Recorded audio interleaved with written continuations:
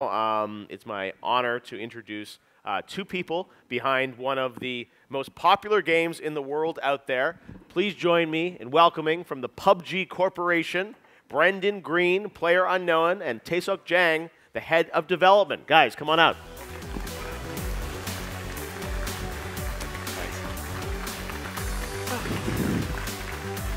Rachel? Great to see you guys. Morning. Happy E3. Morning. Well, we're starting off early today talking PUBG, and this has been such an incredible story over the past year. And one of the great things about PUBG is that it is an ongoing experience. You guys have been very open with the community about how it's evolving, and both the game and new maps and locations. Tell us a bit about the story of PUBG, Brendan. Many of you are probably very familiar with it, but this is such an incredible success story about how you sort of became involved with Bluehole, now PUBG Corp, and what's happened. So you obviously came out of the mod community, right? Yeah, that's right. I was a photographer, designer, living in Brazil, and I got back into gaming via DayZ, DayZ Mod, and discovered how to mod games via that, and created the Battle Royale game mode for Arma 2 back then. It was licensed by H1 for a while, and then now, working with Bluehole for the last 2 years, we created PUBG. My ultimate vision for Battle Royale, I guess, right? And it's popular, and there are a lot of Battle Royales out there now, but you guys certainly started something very special. Now, today we're going to talk a bit about the making of the new map, Sanhok, which is coming to PUBG PC on June 22nd, so next week, and Xbox One a little bit later in the summer. You can see the art there, and one of the great things, as I mentioned about this game, is that you guys continue to evolve not only the gameplay, but also some of the locations. So TS, why don't you tell us a bit about what you do, because everyone knows Brendan as sort of the name and face of the game, but tell us a bit about your role in development of the game. 우선 제 이름은 장태석이고요. 그 PUBG의 PD이고 저희가 전 세계 스튜디오가 여러 군데 있는데 서울이랑 위스콘신 그리고 암스테르담에 개발본부가 있는데 개발본부를 리딩하고 있고요. 개발과 관련된 모든 프로세스에 깊숙이 관여하고 있고 서비스와 관련된 일까지 제가 같이 참여하고서 일을 하고 있고요. 저는 기본적으로 PUBG 만들 때 그 초반부터 같이 일을 시작했는데 사실 그때 당시에 저희 롤은 리드 아티스트였어요. 그러니까 제 롤은 AD부터 시작해서 이제 PD까지 성장한 케이스라고 보시면 됩니다. Yeah, so my name is Taeseok Jang, or you can just call me TS. I am the PUBG PD at the moment, and we have a lot of development studios around the world in Seoul, Amsterdam, and Wisconsin-Madison, and I'm basically the lead of all these dev teams, and I am there every step of the way when we develop new content and all throughout the service as well. At the beginning of the PUBG project, I was the art director, and now I've become the PD. Now, obviously we're going to talk about the new map, but maybe we should talk about the existing maps. We were honored at Game Awards where you guys officially sort of launched Miramar and the excitement around that. Tell us a bit about the two existing maps and kind of the inspiration for those, both where you started and where you are today with those maps. Well, I came from Arma 2, and that was very kind of post-Soviet, apocalyptic type style, and I quite liked that sort of that Soviet style of architecture and world. So with our first map, I was literally asked by Taeseok and by CH, make us a map or design a map for to play on. So I kind of drew from those inspirations and created Erangel, and it's a credit to Taeseok on the team. I seeing him grow from being art director and lead artist to now production director of production has been amazing. He just spends so many hours in the office, and especially with Erangel, seeing them learn, because they came from fantasy, right? They made MMORPGs mostly, so coming from fantasy into designing real world locations, I was kind of spoiled. I loved Arma, and their maps are amazing when it comes from a realistic point of view. So,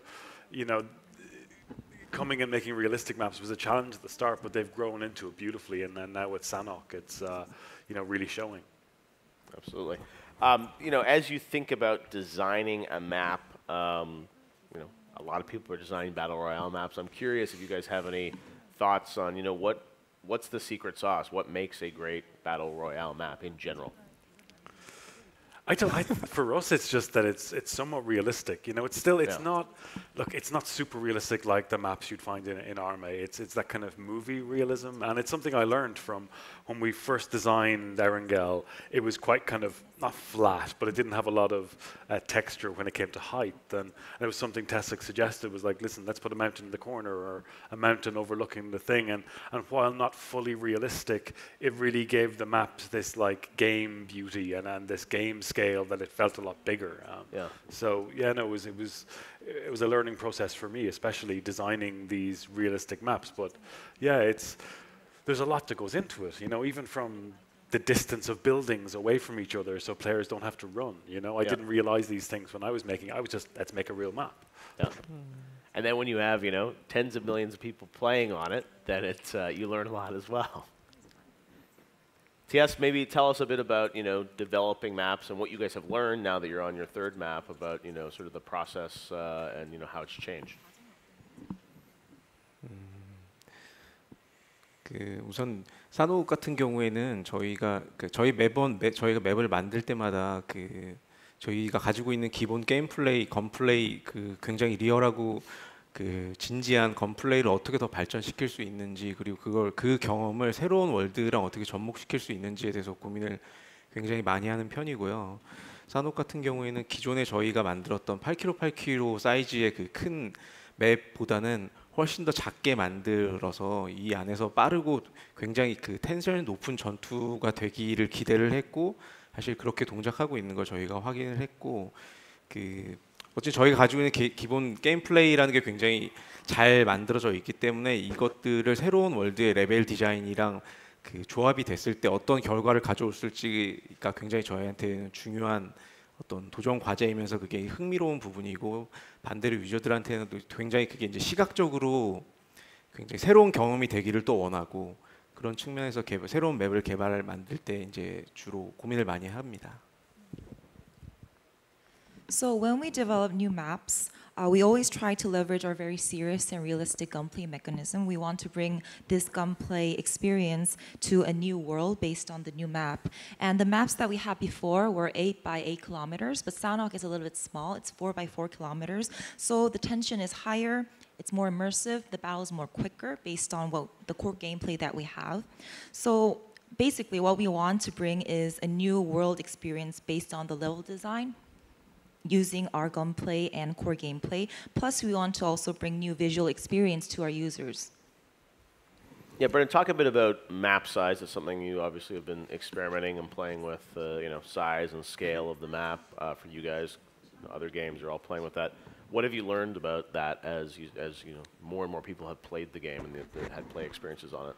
Well, see, like we've seen our data science division grow out and really start to analyze the way people play maps. But for me personally, all the way from Arma 2, like in Arma 2 Daisy Battle Royale, we had 5 by 5 maps. And then when we moved to Arma 3, we had, you know, a 15 by 15 map in Altis that we played with. So a range of styles. And it's just, you know, we found that having like a good system of gunplay and having a good core gameplay mechanic can reach out to these various styles, and it can be more intense, like on Sanhok. You know, I love the idea of a faster-paced battle royale, and having a map like a kind of a jungly feeling is great. It's nice seeing like the vision come to this, and seeing I'm working with a team that are not afraid to like, okay, let's try something smaller, let's try something a little bit bigger, and really try to adapt the game and the gameplay to all these different terrains. And we're not trying to go specifically for an individual terrain type, it's more a feeling, you know? It's like Southeast Asian or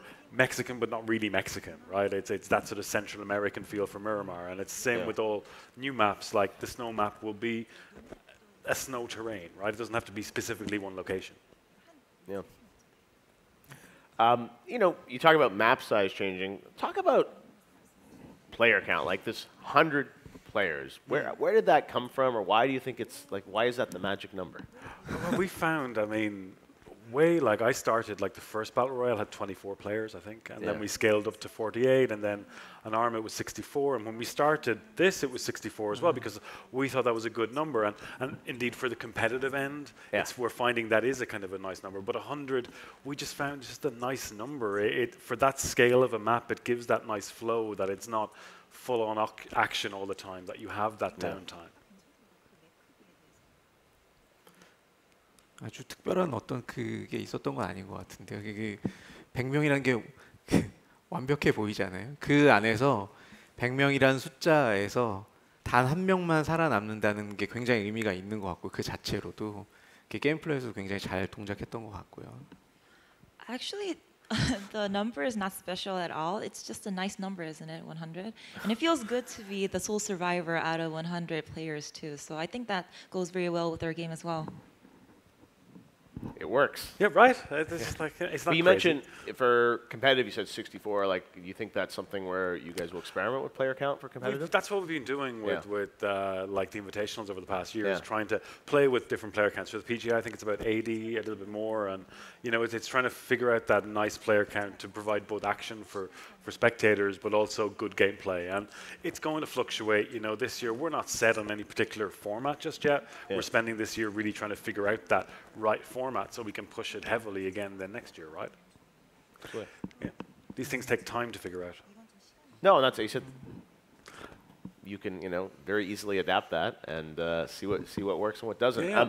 Tell us about, you know, the building of, you know, especially this new map, the research and the process that goes into sort of creating this map. Because as you said, you'll have an inspiration, but how do you figure out the art style? Do you go on research trips? Like, take us through sort of that creative process. Oh, I guess you do. Yes, we do. 지금 저희 보이시는데 저희가 그 사실 실제 그 공간에 실제 어떤 그 로케이션에 가서 답사를 하고 뭐 한 건 처음인데 몇 가지 이유가 있었던 것 같아요. 이거는 기본적으로 저희가 여러 번 뭐 말씀드리는 부분이 있는데 외부를 통해서 말씀드리는 건 저희가 아트 스튜디오가 위스콘신에도 있고 한국에도 있고 이게 저희가 아트를 글로벌하게 만들고 있거든요. 아트 스튜디오가 글로벌하게 진행을 하고 있는데 그 사실 이 친구들이 가깝게 붙어서 이제 만나서 일할 기회가 그렇게 많지는 않아요. 원격으로 저희가 굉장히 가깝게 일은 하지만 실제로 얼굴 보고 일하는 기회가 많이 없기 때문에 그런 기회를 만들어서 우리가 끈끈하게 한 팀이라는 걸 좀 증명하고 싶었던 부분도 있고 실제로 게임 개발사들이 게임을 개발할 때 실제 장소에서 우리가 만들어야 될 월드를 보고 만드는 경우가 굉장히 이상적이고 뭐 그런 이야기들을 많이 들으셨을 수 있는데 그걸 돈을 버는 회사들, 예를 들면 굉장히 크게 성장한 회사들도 실제로 그런 행동을 하긴 쉽지는 않거든요. 근데 저희는 그걸 되게 실행하고 싶고 그런 과정을 통해서 아티스트들이 성장하고 본인들이 만드는 것에 대해서 굉장히 이렇게 자부심을 갖기를 원했기 때문에 이런 일을 했고 저희 기술적으로 포토그래메트리라는 그 기술을 새로운 아트테크에 대해서 R&D를 하기 위한 목적도 있었는데 굉장히 성공적으로 잘 다녀왔고 지금 여러분들이 보시고 계시는 산옥이라는 맵을 그래서 만들 수 있었던 것 같습니다. Okay, that's a lot. Anyway, this is the first time we actually visited a location to get inspiration for a map. And the reason why we did this is we have art studios in Wisconsin, Madison, and also in Seoul. And we are basically working on a global basis. And it's very difficult for us to meet face to face and actually work together physically. So we wanted to kind of travel to Southeast Asia as one team and kind of scout out the location together. And also a lot of gaming companies say that it's the best, visiting the actual location is the best way to create a world inside a game. But this is more easily said than done. And we actually wanted to put this to motion, so we actually did it. And I think this was a good opportunity to allow our artists to grow and also to be very proud of the map that they're creating. And also we wanted to test out the photogrammetry technology that we employed for Sanhok. And yeah, that's how Sanhok was born. Wow. You know, it's amazing to see what goes into the research here. Is there anything in the map that you can directly relate to, you know, something you learned on the research trip, which either changed your perspective or inspired you to do something differently in the map? 그 지금 산옥에 있는 몇 가지의 그 유니크한 테마들이랑 그 실제 민가드 같은 경우들은 저희가 직접 가서 촬영하고 실제로 눈으로 보고 그랬기 때문에 지금 정도 내지는 더 나아질 디테일을 저희가 만들 수 있다고 생각하고 있고 구체적으로 저희가 넣은 뭐 케이브 같은 것들이 있어요. 케이브 뭐 이렇게 낙하산 타고 들어가서 그 케이브 안에 떨어져서 그 안에서의 플레이가 어떻게 될지 사실 이건 실제로 보지 않고서는 게임 플레이까지 상상해서 만들기는 쉽지 않을 수 있거든요. 그런 것들 되게 좋은 경험이었던 것 같아요. 그 케이브. So we were able to include a lot of unique aspects because we were able to go to the actual locations and scout out the places. So the details of the houses of that region and also the cave that's included in the Sanhok map is something that we could have added because we went to the actual location. And thinking about the cave, it's very difficult to imagine what kind of gameplay can be done inside that location unless you actually see it for yourself because you need to kind of imagine how a player can parachute down and engage in gameplay there. So yeah. You know, it's amazing to see what goes into this. How long is the process, like a trip like this? Like how long ago was this, like the development process? Yeah, maps take time. Yeah. Lots of time. Like I'm sure, yeah. 그 트립 기간이 트립 기간에 대해서 궁금하신 거예요? So the question is about how long the trip took or how like How long? for I'm the just map. curious, like, was this 4 months ago or 6 months ago? I'm just curious, like, you know, these trips, how long it takes from the trip to actually building the map. 그 산옥은 저희가 기존에 만든 맵들보다 뭐 사이즈가 작은 것도 있지만 저희가 이렇게 여러 번 맵을 만들면서 그 아티스트들이 굉장히 훈련이 잘 돼 있기 때문에 트립을 포함해서 전체 프로덕션이 6개월이 훨씬 더 안 걸렸던 것 같아요. 6개월 이하로 저희가 개발까지 완료했던 것 같고요. 처음 그 트립 시작하고 이 아이디어를 냈고 지금까지. So the Sanhok map is actually quite smaller than our other maps, and our artists have a lot of experience develop maps, so they're very well seasoned. So it took a little bit less than 6 months from the trip to getting the idea for Sanhok and then actually producing the map. Wow, amazing. You know, you mentioned the development studios around the world. You know, Madison, Wisconsin, being so cool that you guys have a studio there as well. How do you coordinate the development between the different studios? How is that broken down? Okay, his job. oh god, I don't envy him that job. I Lots of really travel. don't. No, and with a game this big, growing this fast, it's you know, very hard, I'm sure, to coordinate. So tell us a bit about how that works.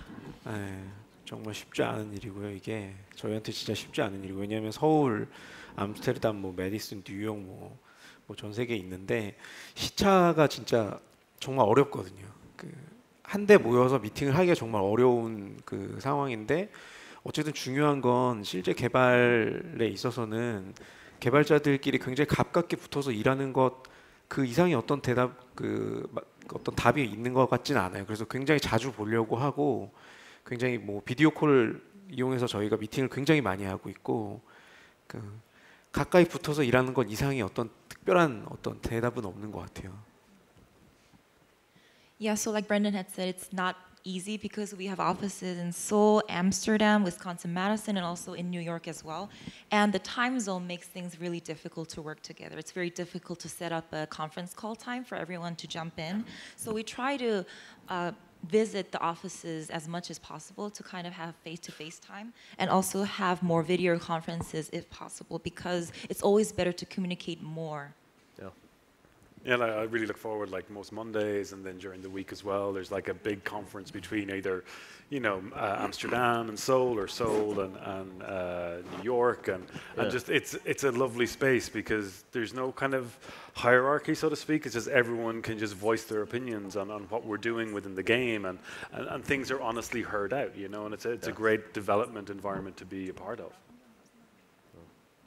How many developers? I don't know if you can say this, but how many developers do you have in total kind of working across all the studios on this game? We're nearly, what, like 300 plus now? 네, 좀 넘어간 것 같아요. Wow. Yeah, a little bit over 300. But even like, you know, I was kind of breaking this down a little bit, and it's not so much like we need to grow even more, you know, that it's, you know, when you break that down into the individual departments, be it art or engineering or security, all these different departments, it ends up with being quite small numbers in these departments. So, you know, we still need to grow more because we still got much work to do. Yeah. You know, this is certainly a game that is a service. It evolves over time. You guys have been very, I think, open with the community about things that you've done right, things that you've done wrong, you know, things that you learn once players start kind of grinding on the map. How have the maps evolved, or how do you even, Sanhok, with some of the testing that you've done so far, how has it evolved from where you thought you were going to be versus where you are today and where you might be going in the future? 산옥의 경우에요? 아니면 This is about Sanhok, right? Yes. Yeah. 산옥 같은 경우에는 어쨌든 저희가 초반부터 그 유저들이랑 커뮤니케이션하면서 개발하기를 굉장히 원했고, 그 지속적으로 피드백을 굉장히 많이 받았고 실제로 굉장히 도움이 되는 피드백을 많이 받았어요. 뭐 블루존 타이밍이라든지 실제 아이템 루팅이라든지 건프레에 관련된 것들, 레벨 디자인 관련된 많은 부분들 피드백을 많이 받아서 적용했고 지금 게임 플레이가 굉장히 많이 더 다듬어졌다고 생각하고요. 굉장히 감사한 일이죠. 이렇게. So we really wanted to get the users engaged from the beginning of the development, and we got a lot of feedback for Sanhok, and this was very helpful in adjusting the blue zone timing, the item looting, the gunplay, and even the level design. So we applied this to the map, and we think this helped to polish Sanhok a lot more. So we're very thankful for our community.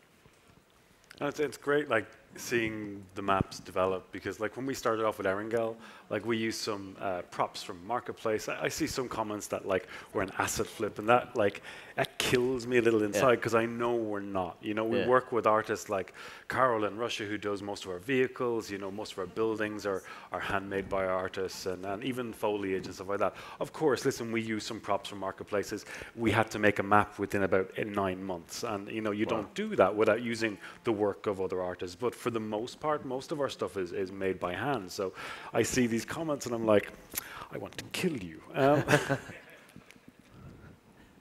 No, because honestly, it is like, it's a discredit to like Taeseok and his team, right? I mean, we have like maybe like 50, 60 artists working within the team on the game, and like they stay late, they put their heart and soul into really trying to make it and we still have a lot to learn, you know? Like, I mean, a lot of these artists have never really done realistic worlds before at this scale, you know? So they're learning a lot, and it's great to see them like progress, and Sanhok is their best work to date, you know? And then you know, moving forward, we're going to get better. How, you know, you talk about moving forward. Obviously, you have to balance, you know, sort of, you know, now 3 maps and like, you know, new game features and whatnot. How do you look at the roadmap? Do you have like a list of here are the next 4 maps we want to do, or how sort of iterative is it based on feedback? Like, how far out do you sort of dream or plan with this game? Not that far. Right, saying it's so real time. We have ideas, you know. We want to represent many different like terrains from around the world, so we haven't decided right on the next 5 terrains. But we have active discussion. These, you know, these dev meetings, you know, we talk about, okay, what do we do next? What weapon do we introduce? You know, and it's now it's all led by Taeseok, which is great, because as I said, like seeing him, like, you know, he was the one person in the office that like 12 o'clock you're leaving to go home and Taeseok's still there. You know, just to dedicate. I'm just so happy now he's our director of production. You know? It's like, yeah, the game is in very good hands. Ready for his next research trip. He doesn't. Well, we don't get to go on those. Okay. Right? I mean, we get to send the artists, and they get to go. We get to go and do spreadsheets and timetables and worry about, you know, getting stuff meeting deadline. I wish life was as fun. Yeah, photos look fun. Oh, well, this is it. Like, I mean, I had seen, like, you know, with Armed, they send people, and famously got locked up in Greece for 6 months. Really? Because, I didn't hear this they were taking pictures of a military base just for research, and they thought they were spies, and they were locked up for 6 months in Greece. So, like, we don't want to get to that level, but, you know, I was always quite jealous of the fact that you see like these companies sending teams away for research trips, and getting to send our artists away to do this was a real treat. It was like, we can do that now, and that's great to be able to do. Wow. I mean, Taeseok, from a development standpoint, you know, you talk about managing the teams now. How do you manage sort of work on the existing game with new development, because you have features and patches and updates, and then you're also trying to cast forward. So that's, I'm sure, a very difficult balance. Can you maybe talk about how your philosophy and how to approach that?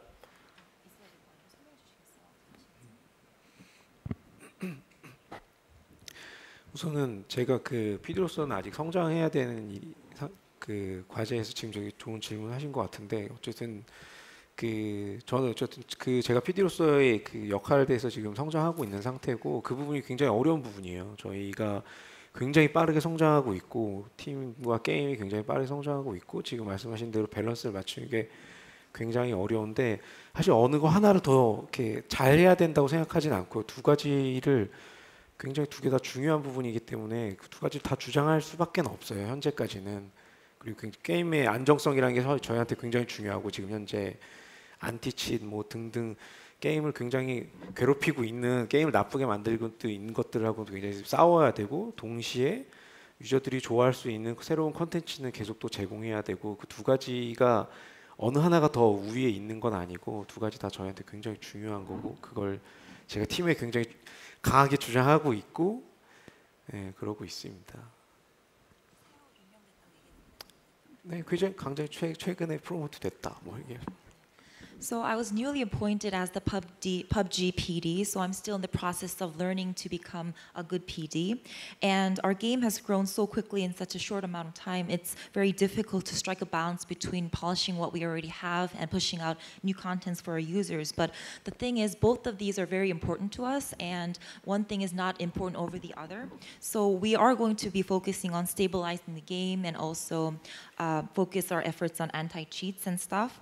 But also at the same time, we're going to be continuously creating new contents for players and users. So both of this is very important to us, and I am pushing my team very, very hard to make this happen. And it is. It's tough because, as I said, we built essentially a game within about 9 months, a year at the start, and there is a lot of spaghetti code in there. There's a lot of band-aid fixes, and now having the time to go back and have to refactor a lot of code and redo it to make it more stable. We end up breaking stuff and but it's an ongoing process. Like recently, like our anti-cheat, I've seen, and it's been great. Like I've seen the metric of the percentage of cheaters per game has really reduced. That now, like it went from maybe about 5% now down to 1%. So that means like across maybe 50,000 games, there's maybe 500 with a possible cheat in there, and seeing that effort come together now has been great. It never got I would see on Twitter a lot where they would say, oh, there's a cheater every game, and it's like there really wasn't. It might feel that way sometimes, but now I'm very happy to see it sub 1%, which is it's a great number for us. We want to get it down less than that, but it is an ongoing battle, right? All right, well, we have a little bit of time for questions. If you guys any questions in the audience, you can line up with the mics. We'll go to Facebook to see what questions have come in from there, from fans. Let's go to our...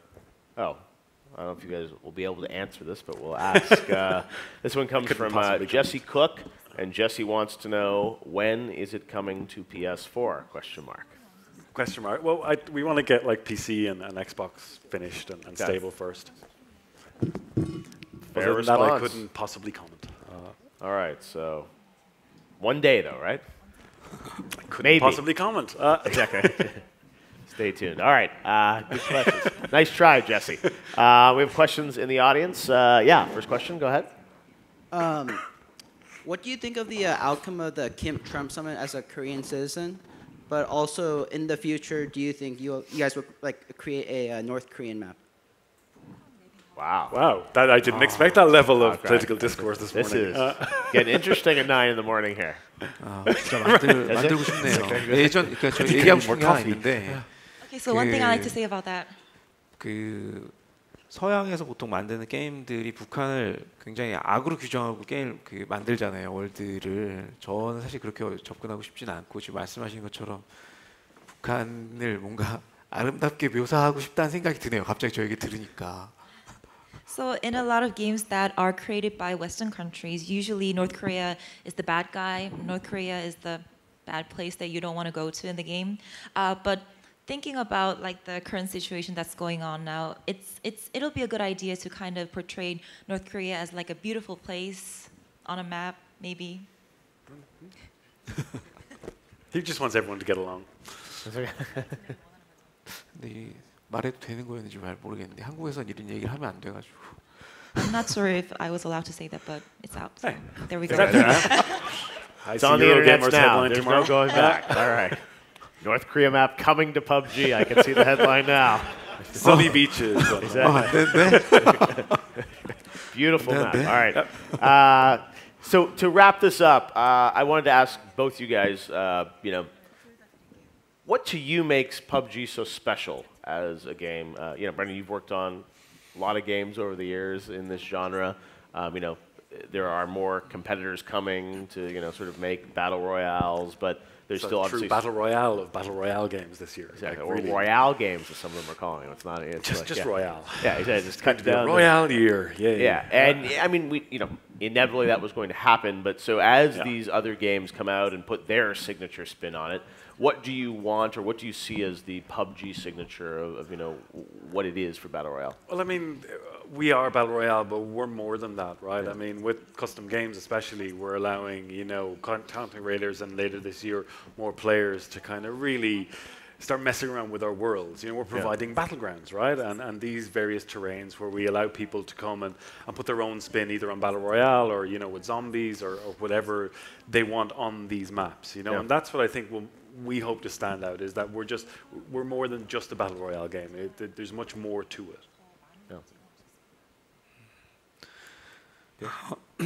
기본적으로 어쨌든 그 PUBG를 계속 사랑해 주셔서 굉장히 감사드리고, 저는 개인적으로는 그 배틀로얄 장르를 브랜든이 어쨌든 만들어냈지만 굉장히 저조차도 굉장히 그런 세상을 좀 꿈꾸었던 게 있던 것 같아요. 그런 판타지한 그런 어떤 설정 같은 것들, 예를 들면 모든 세상이 리셋돼서 내가 거기서 나 스스로 뭔가를 개척해내고, 그런 것들이 저 개인적으로도 그런 어떤 판타지 같은 걸 꿈꿨던 것 같고, 그걸 이제 많은 유저들도 기다렸던 것 내지는 그런 세상을 꿈꿨다고 생각하거든요. 그건 실제로 벌어질 일은 아니지만 어쨌든 간접 경험으로라도 그런 경험을 할 수 있었던 걸 기대하지 않았었나. 아마도 그런 것들이 PUBG를 굉장히 유명하게 만들지 않았나, 그런 생각이 듭니다. First of all, I really like to thank all of our users for loving PUBG so much. And it's true that Brendan provided so much inspiration for PUBG, but I myself had that kind of dream of creating a game world where everything is just reset.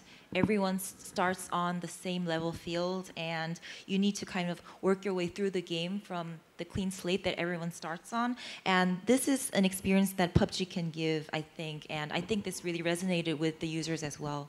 Starting with nothing and then climbing your way up to the top. Absolutely. Well, it's been an amazing story. I know it's a lot of work, especially with that many players all having opinions and wanting it to be perfect. But you guys have done a great job, and we look forward to seeing where you take PUBG, not only with Sanhok, but everything in the future. So give it up for Brendan and Taeseok from PUBG Corp. Awesome. All right. Well, thanks very much, guys. We will be back in just a minute. Talking more about games with AMD and some special guests from Capcom and Rebellion. We'll be right back after this. Thanks.